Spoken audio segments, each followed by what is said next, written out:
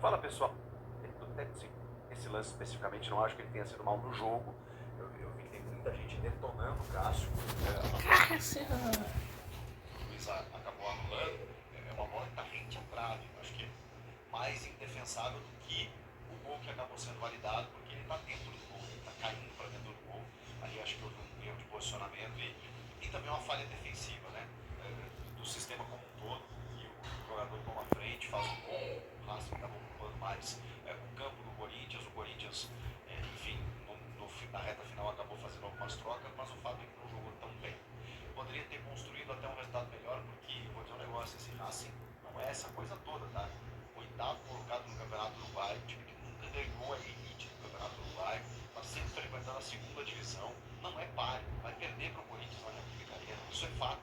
A questão é, quando você encara esse time fora de casa, você tem que entender o contexto.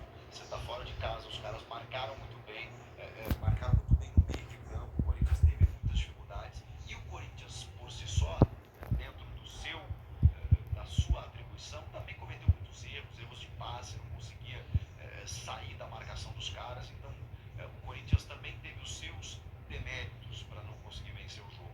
Mas vamos combinar que em circunstâncias normais, o Corinthians vence esse time do Racing, como provavelmente vai vencer e tem que vencer. Tem que vencer. Passa só uma Sul-Americana na fase de grupos, o segundo faz play-off com eliminados da Libertadores, dos terceiros colocados. Então tem que vencer, tem que fazer pontos em casa, mais do que isso, tem que fazer 3 pontos em casa contra todos os adversários do mundo, além do Racing do Uruguai. Na semana que vem já o Nacional do Paraguai em São Paulo, e depois o Argentino Júnior precisa fazer resultado em casa e pelo menos buscar ponto fora. E é por isso que eu digo que o resultado não foi tão ruim assim. Diante das circunstâncias, era melhor ter vencido? Claro que sim. Jogou para isso? Não. Resultado fora, empate, tá bom, porque aí precisa confirmar em casa. Esse é o resumo, gente. Agora, Antônio Oliveira faz um grande trabalho, que recuperou o time, que está numa sequência interessante, que enfim, deu uma cara para esse Corinthians que ele não tinha com o Mano Menezes. Tudo isso é fato.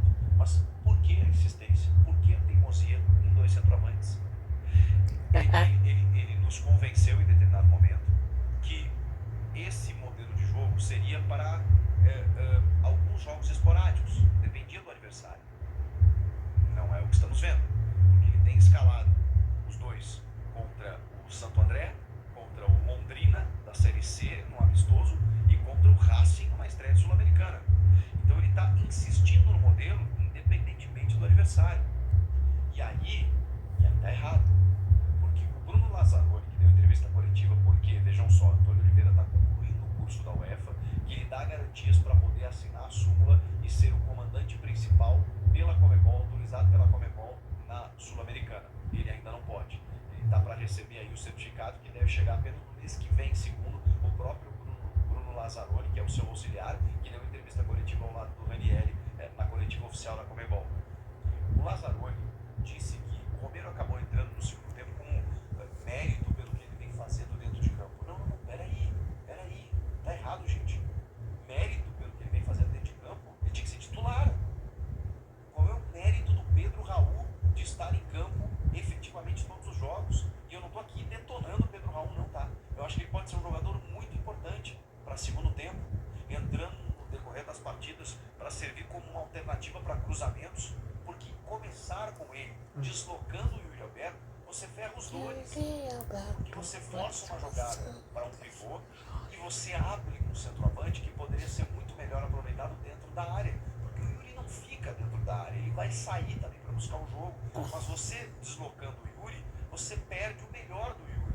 Eu sei que para alguns jogos, pegando defesas daqui a pouco desprotegidas, para atacar o espaço, o Yuri vai fazer isso bem, o Pedro pode fazer um bom pivô, mas o Romero, que tem um retrospecto muito interessante nos últimos jogos e que desde o ano passado tem salvado o Corinthians muitas vezes, simplesmente foi para o banco de reservas de uma forma inexplicável. Ninguém entende, para ele priorizar 2 centroavantes, e já vimos que não funciona. Pode funcionar dentro de um modelo específico para um recorte de um jogo, pode funcionar para determinadas partidas, pode, mas sempre, todo tempo, e ainda assim deixando no banco um jogador que está bem, que entra e faz gol, e hoje ele não fez, mas ele participou da jogada, ele dá uma enfiada de bola maravilhosa pro Galo, que cruza e o Yuri faz o gol. E o Yuri faz o gol como? Como ponta, não como centroavante, quando o Pedro Raul já não estava mais no campo, porque ele sai para a entrada do Romero. Gente, mas é simples, é o beabá. A gente está vendo isso. Eu não entendo o Antônio Oliveira nessa teimosia desenfreada dos dois centroavantes. Acabou, né? Percebemos, enxergamos. Uma pena que ele não tenha estado na entrevista coletiva para responder esse tipo de questionamento. O Wesley, no primeiro tempo, foi um jogador de escape, foi um jogador que tentou alguma coisa. O Wesley, Romero e o William Castro. Estou falando isso há 2 semanas, isso que o Corinthians não está jogando. Aí quando joga, a gente vê que é isso que está acontecendo. O Rodrigo Garro foi o respiro técnico que o Corinthians teve em alguns momentos, mas também muito marcado. O Breno Bidon, hoje mais apagado, também foi muito marcado ali no setor. O Ranieri termina o jogo, termina não, né? Mas no segundo tempo faz a função de zagueiro, porque, enfim, houve aquela mudança em que algumas vezes o Antônio Oliveira faz. O Mano já fazia isso com o Ranieri, né? Não chega a ser uma novidade, né? Mas ele tira o Gustavo Henrique para botar mais um jogador de frente, e aí puxa o Ranieri para zagueiro, e aí depois ele recompõe com a entrada do Kaká. E aí justamente o Kaká, até porque, né, tá chegando e tudo mais, um pouco desentrosado, um pouco sem ritmo, acaba tomando a frente do jogador do Racing, e ali o Corinthians sofre um empate. Uma pena, mas assim, não posso dizer que é injusto.